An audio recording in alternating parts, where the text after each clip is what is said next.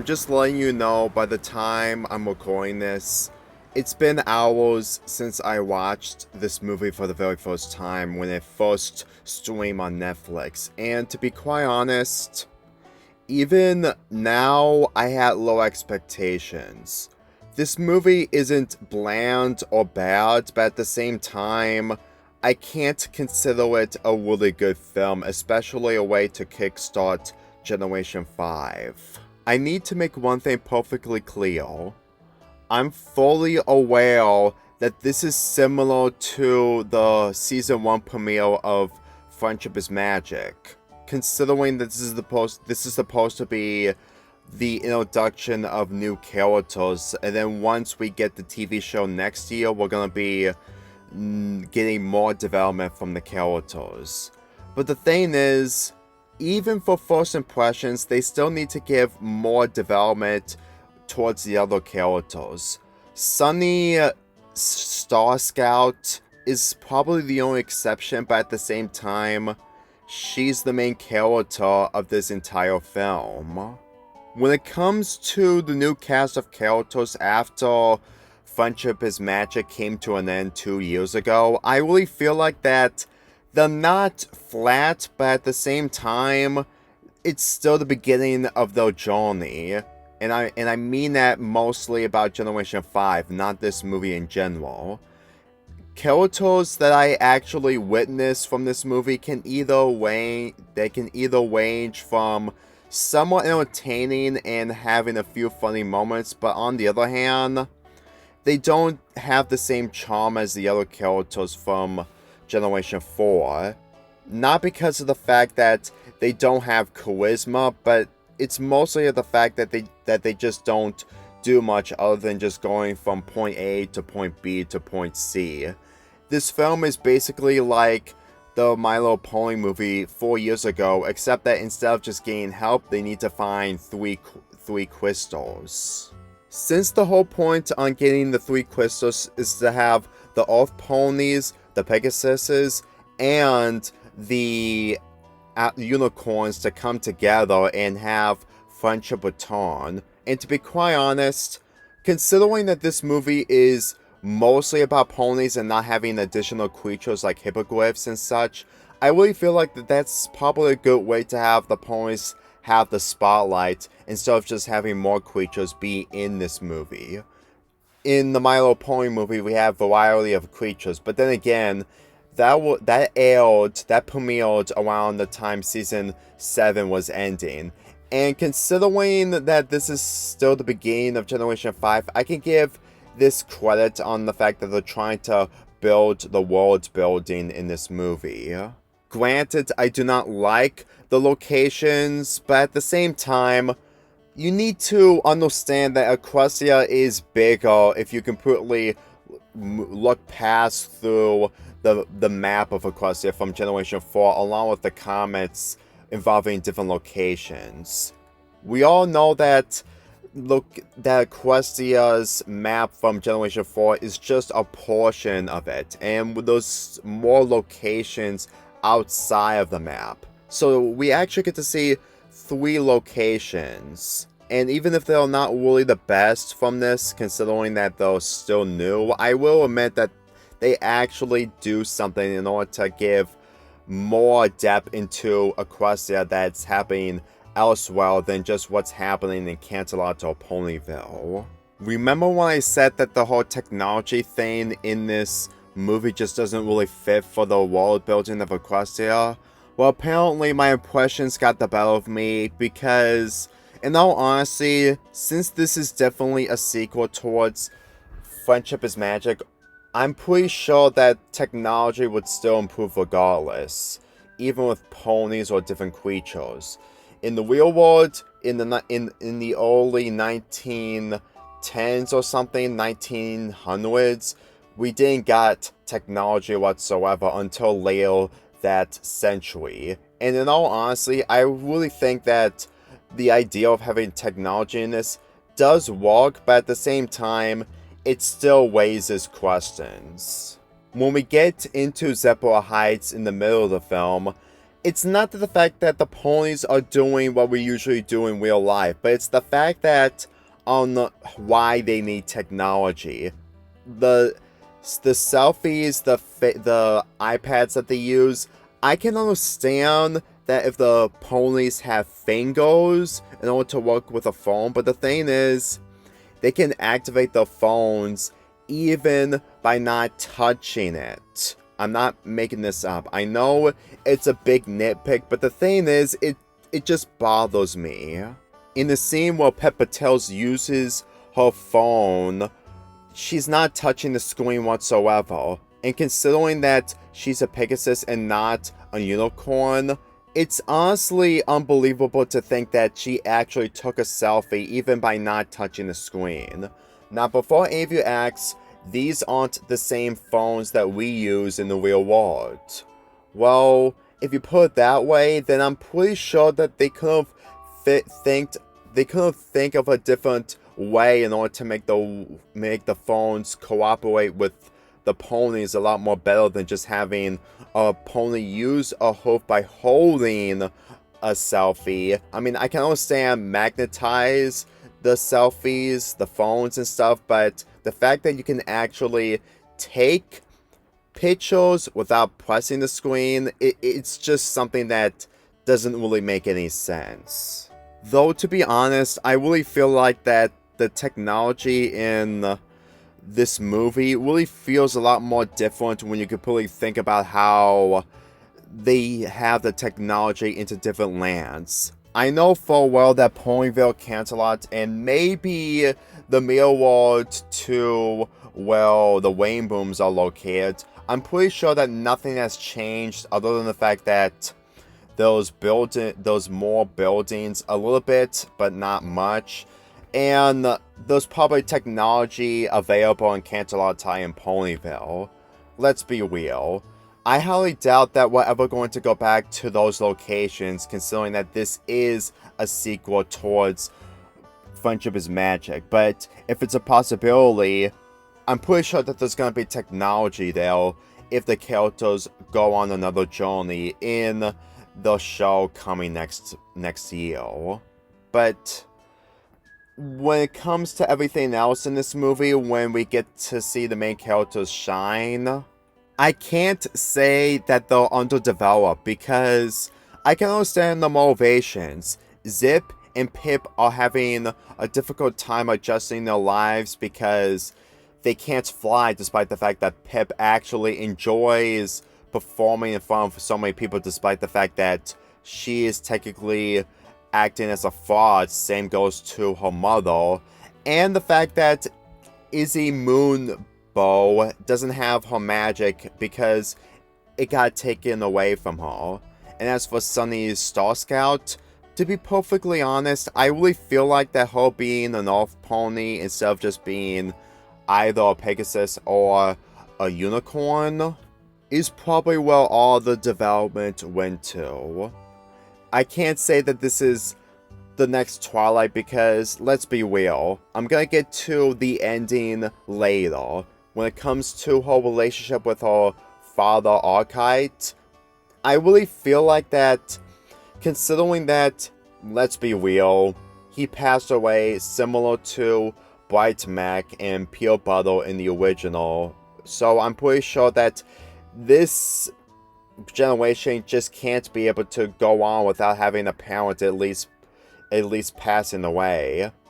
But at the same time, I still actually enjoy the first 5 minutes of this movie where it centers around Archite just trying to teach Sunny something about friendship and the fact that the separation just really caused a huge impact in the land that they're in. And I'm sure that even if this is still Equestria, the idea of having Twilight and friends being in these landscapes will probably be no different. For one thing, if you see this in a 2D animation style, I'm pretty sure that this would lead to what the world building would be like outside of Canterlot and Ponyville, mostly of what's happening into different locations in Equestria.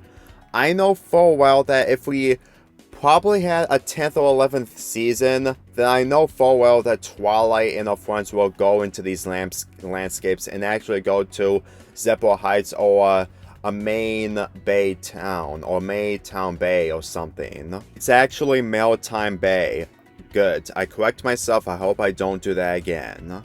Anyway, I should finally talk about the characters, because to be real, aside from Sunny, I feel like the other characters, despite being underdeveloped and the fact that this is the kickstart of Generation 5, I assume that the reason why they're portrayed this way is the fact that they don't know how to give a proper or really good impression involving the Generation 5 characters compared to Generation 4. Not because of the fact that they're trying to make the world building consistent with the Earth ponies, the unicorns, and Pegasuses fall apart, but it's mostly of how they completely extinct magic and friendship. And believe me, if you expect me to talk about cutie marks in this, they do not represent what the ponies usually do, considering that they fall apart.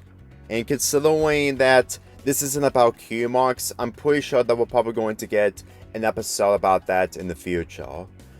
Hitch Trailblazer being one of Sunny's friends in this, I can instantly tell that just by watching how he's developed in this, and the fact that people actually say that he is shy, except that he's not shy, but he also is into animals. He's really none of those things.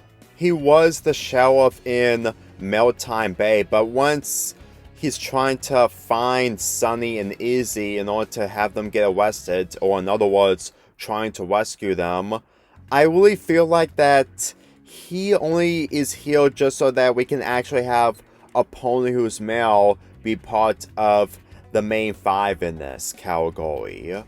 To be perfectly honest, I'm not really against one of the characters being male in My Little Pony, considering that this is actually a first for this franchise, as in the My Little Pony franchise has achieved. But I can tell that even if he tries to deliver one of the funnier jokes and tries to be a much more respectful friend with Sunny, I'm pretty sure that his presence in this is probably my least favorite.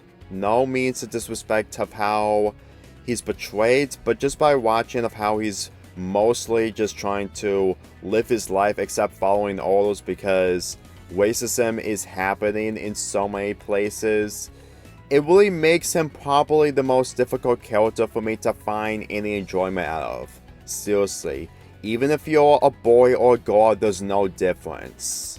Izzy Moonbow, I instantly think that she's like Pinkie Pie, but at the same time, she really isn't. Since that she's a unicorn and she's actually dealing with so many problems, the fact that she cannot use magic and she needs Sunny's help in order to restore everything, I was going to assume that it's mostly an odd pair-up, but the thing is, I looked into it. In the beginning of the film, Sunny drew a picture of all 3 types of ponies coming together, and she wants to send that message with a different pony that's either a unicorn or a Pegasus. And as it turns out, she actually received that letter from Sunny. And in all honesty, the campfire scene or the fire pit scene or whatever is actually one of the best moments in this, where we see the characters actually thinking about working together in order to regain the magic, but also all the ponies back together in order to restore balance. In all honesty, moments like these is probably something you would expect from the 4th generation of My Little Pony. Pippa tells, even if she's mostly used to be a social media star in Zephyr Heights, I can't say that her character is terrible, because in all honesty, even if she doesn't get a lot of screen time compared to the other characters, not to mention dialogue, I'm pretty sure that her presence in this is probably going to be a contributing factor for the show that's going to be coming out next year. And when it comes to her relationship with her sister Zip Storm, I got a feeling that they probably want to do something different on having 2 sisters be royalty princesses or queens. And even if we do not get a lot of screen time involving their relationship with the mother, I can instantly understand that. I know full well that they're gonna put all that attention in the TV show, so this is still a good build up. And when it comes to Zip Storm, she is nowhere near as close when it comes to Rainbow Dash. She is an athletic, but at the same time, she is an intelligent, athletic pony. And in all honesty, this really sums up everything about how Generation 5 is a lot more different when you watch it for the very first time. If I'm ever going to give one of these ponies a medal of best pony from this movie, it would definitely be Zip. Because considering of how she is her own character and the fact that she's actually an intelligent like Twilight Sparkle, I instantly think that they combine the personality traits of Twilight Sparkle and Rainbow Dash together while doing a different character design and putting it into 3D, and this is what you get. You get Zip Storm. Granted, it's really a shame that we don't get to see a lot of development from her, but at the same time, I can understand. I really feel like what she has in store will probably be something that I will probably enjoy and looking forward to when it comes to the TV show. Granted, it's a Netflix show, a streaming show, but at the same time, I still like calling it a TV show, so get used to it. Sprout, who is Hinch's brother, is probably the funniest character I've seen from this movie, mostly because of the comedic gags of him getting hit by a door and then a huge banner completely covers him up while he's trying to make a speech in front of his minions and Hinch and Sunny. And honestly, that's the type of humor I actually enjoy, and considering that he's mostly a control freak after he became the sheriff, he's instantly a control freak. And to be quite honest, his jealousy against his brother for doing much more than he is, I really think that it's really sums up of what the ponies in A New Generation is like, because we're in different locations. I'm pretty sure that if we see this type of character in Friendship is Magic, it won't work. Considering that technology in Generation 4 isn't really advanced compared to this generation, it will probably be a lot more difficult to find the comedy from it. Because let's be real, we all saw Twilight's Lab in the first season. And when we don't even see that lab anymore, it's really further proof on the fact that they want to stick to the non-technology environments in the Crustia from Friendship is Magic. I'm aware that there are other characters that yet to be discussed in this video, but the thing is, they don't get a lot of screen time to get an impression. I mean, sure, they may do great quotes, and they actually contribute in something like Haven being the ruler of Zephyr Heights, but the thing is, we're gonna have to wait until next year so that we can get to see more development. But if you can't wait for another year, then just do fanfiction, and that's your answer on your own vision and world building in this movie. But that's mostly of what people would think, whether they completely do a story centering around the minor characters. The songs are something, and what I mean is the fact that they're way more original compared to Friendship is Magic. And let's just say this right now, I really feel like that the songs, even if I do not enjoy them compared to Friendship is Magic, I can instantly tell what they're like when it comes to furthering the movie. Gonna Be My Day is basically the introduction of Sunny Star Scout while living her life without her father by her side. The song may be generic when it comes to the introduction, but at the same time, I can't guarantee you that this is on the same level as on the Scale song, which was the very first song of Friendship is Magic, minus the intro. Looking Out For You, being sung by Sunny and Izzy, is actually a really good song, and it actually develops the relationship. In all honesty, I'm pretty sure that people are going to ship this a lot more for months to come. And as for other shippings in this movie, I'm pretty sure it's difficult to surpass this shipping. I need to be real right now. Knowing of how much that the shipping in the last generation was really over the top, I'm pretty sure that the shipping in this, despite being bizarre when it comes to pairing with different ponies together, I know full well that Sunny and Easy is going to be the main ship that people are going to be looking forward to. Danger, danger. You know, when I listened to that song that Starlight sung in Oreo Season 5, well, she is manipulating every pony and trying to run a village, this just gives me vibes, except that this is about racism, and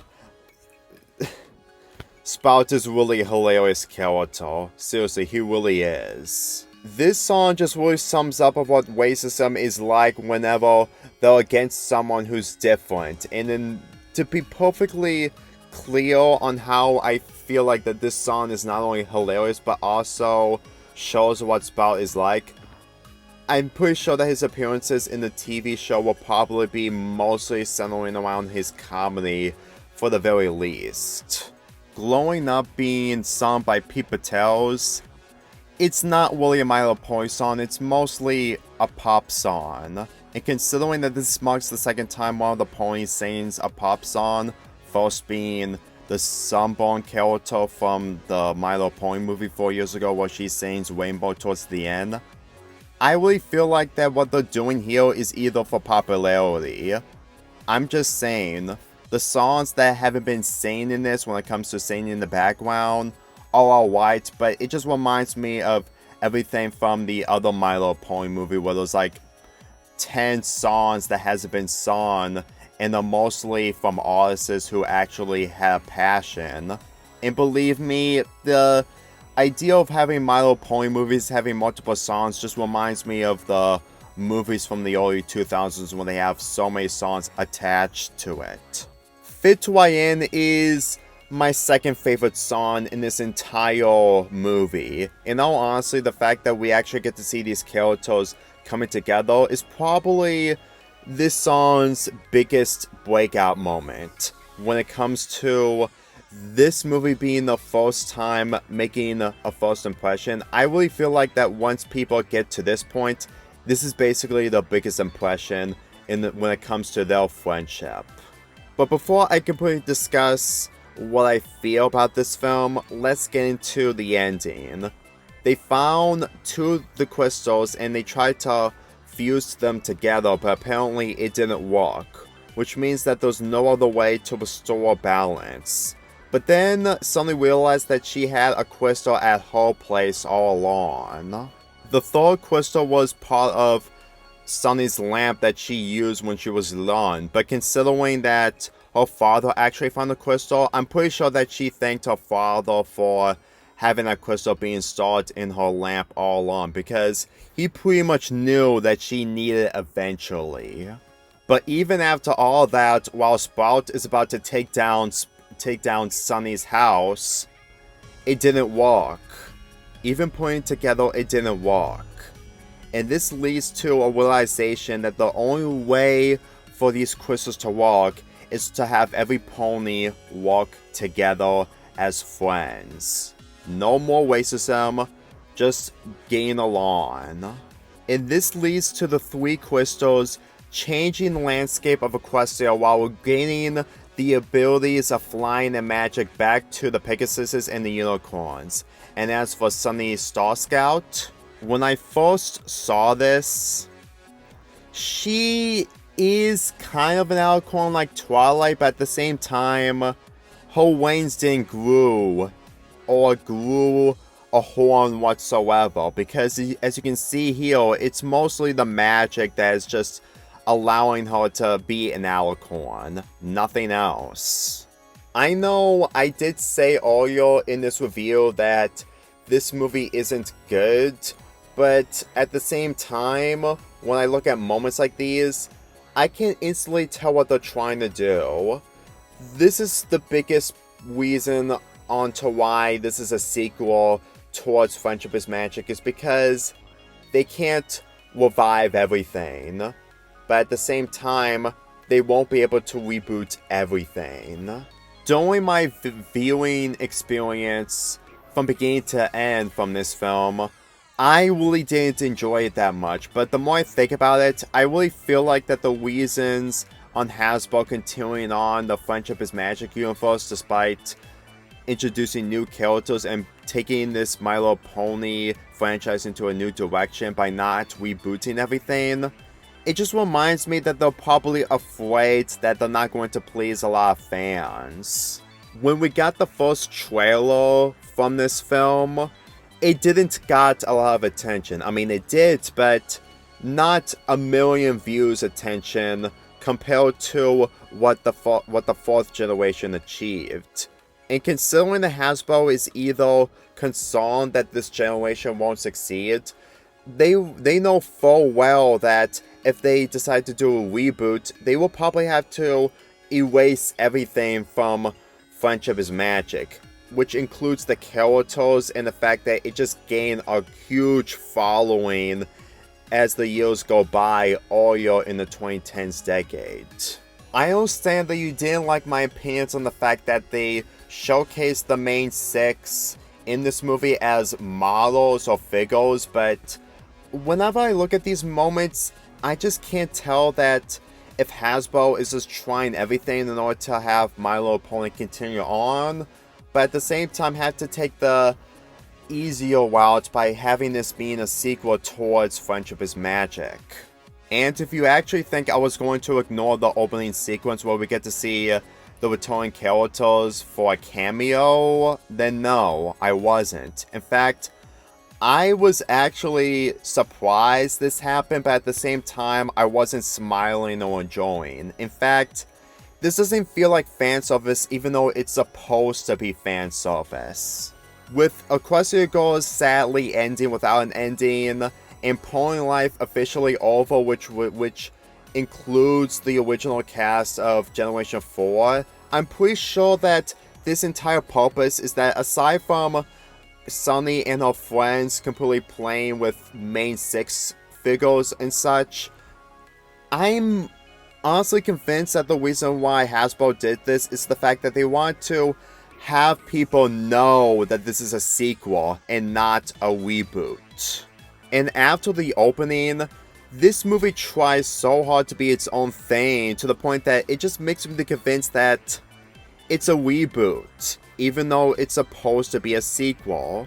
When you have new characters and the fact that this is taking place so many centuries or moons after the fourth generation, I would usually expect it to take some inspiration from the fourth generation, but unfortunately, it doesn't when it comes to its cast of characters. And with the addition of this movie having no villain aside from Sprout being a de facto villain, I can't even see most of the resemblance of what we see from Friendship is Magic being translated into this. Let me tell you, if Sunny was idolizing Twilight Sparkle or the other characters, and the fact that they're the reason why they completely bring peace and friendship towards everyone and every other species, would you think that this entire movie about racism feels a lot more odd? I'm just saying, because if Twilight and her friends were in this situation, nothing would change except that they were probably just trying to have their voices being spoke to everyone who they never met before. And to add further detail, there's an end credit scene, not really towards the end, but in a few minutes, we get to see three fillies hanging out together, and the fact that their hooves have heart symbols or something. And this somewhat reminds me of the Kiyomar Casillas from Generation 4, except that, judging of how this scene is established, they're automatically the Kiyomar Casillas of this generation, except that we don't know their names. And believe me when I say this, I think that these types of moments is just further proof that the pacing in this is just so fast-paced. Like, there was so little scenes while Sunny is in a dance competition, and it didn't last longer than a minute. It's actually just close to a minute and a quarter, like a minute and 25 seconds. This movie is just throwing in everything in order to be its own thing, but at the same time, it's difficult to process while having the characters being underdeveloped. Look, impressions are still important, and I do like some of the characters, but when it comes to them making their debut into this, they're not on the same level as compared to the main six from Friendship is Magic when they make their first appearance. I'm not sure if it's either the pandemic that happened last year which causes Hasbro to make some tweaks into the story in order to save themselves from dying, but let me just say this right now. This entire movie made me convinced that the production was mostly lacking. Yes, this is My Little Pony, and it's mostly for selling merchandise, but at the same time, Generation 4 did more than selling merchandise. And if you're gonna do this as a sequel and not a reboot, you should have that formula in this generation as well. When people are going to watch this movie for the first time, I'm sure they will enjoy it, but at the same time, if they actually watch my review and actually listen to what I express onto how this generation just feels a lot more out of place to be a sequel, they will probably understand. You may say that it's a spiritual sequel, but at the same time, a spiritual sequel is mostly of what a movie does by taking elements from a successful franchise and trying to do some different tweaks into it. But in this, there's not a lot of tweaks. They're trying to change everything from the ground up, except that it's a sequel, except that it's not really a spiritual sequel. It's just mostly Generation 5 taking place into the same universe. And believe me, I highly doubt that the first 3 generations were ever part of Friendship is Magic to begin with. I feel like one of the biggest reasons onto why Friendship is Magic did so well is because it was probably a reboot towards the other 3 generations. And they're not doing the same thing here because they know how successful Friendship is Magic was, so they don't want to redo everything in order to disappoint so many fans. But let me tell you, in the following decades, when we get Generation 6, or later this decade or something, I'm pretty sure that they're going to reboot everything. And judging of how these characters are portrayed in this, it is interesting to see the developments in the TV show coming next year, but at the same time, even if I do have high hopes for it, I am still concerned of what the outcome is going to be like. I didn't like the outcome from this film, despite a few qualities I enjoy, but when it comes to the TV show, it's going to be a mixed bag.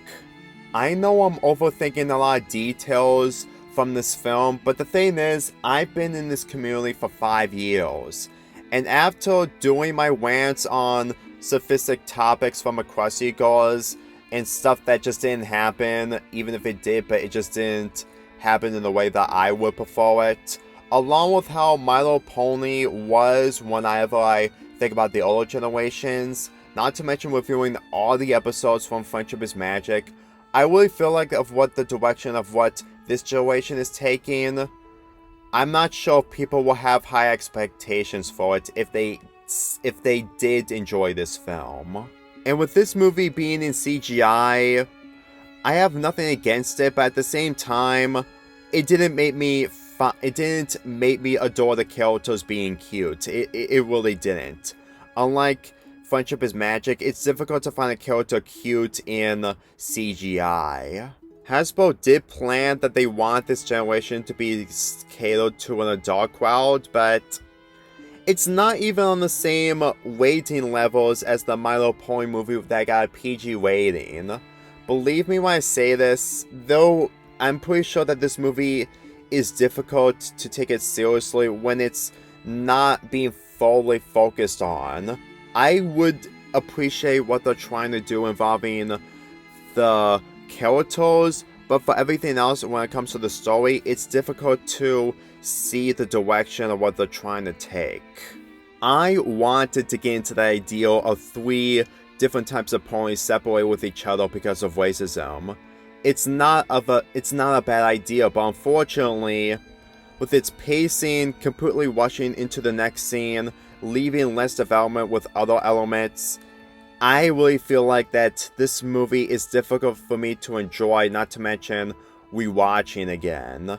And I was considering on comparing this movie to the My Little Pony movie from 2017, but apparently there's not really a good way to compare that to a movie that had a great following, not to mention it was towards the end of Generation 4's life cycle. I know I've spoiled this movie for all of you, but the thing is, you're not missing anything whatsoever once you watch this movie on Netflix.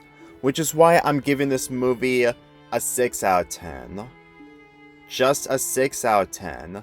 An average okay rating that I really feel at the moment. And if I consider on rewatching this movie again, which I don't plan to, I don't think I'm gonna have a different reaction. It's just gonna be the same reaction as before. But you don't have to take my word of what I feel about this movie. If you enjoyed it and you finished watching my review of it, comment down below and we can discuss it. Because let me tell you, that's what I'm really looking forward to.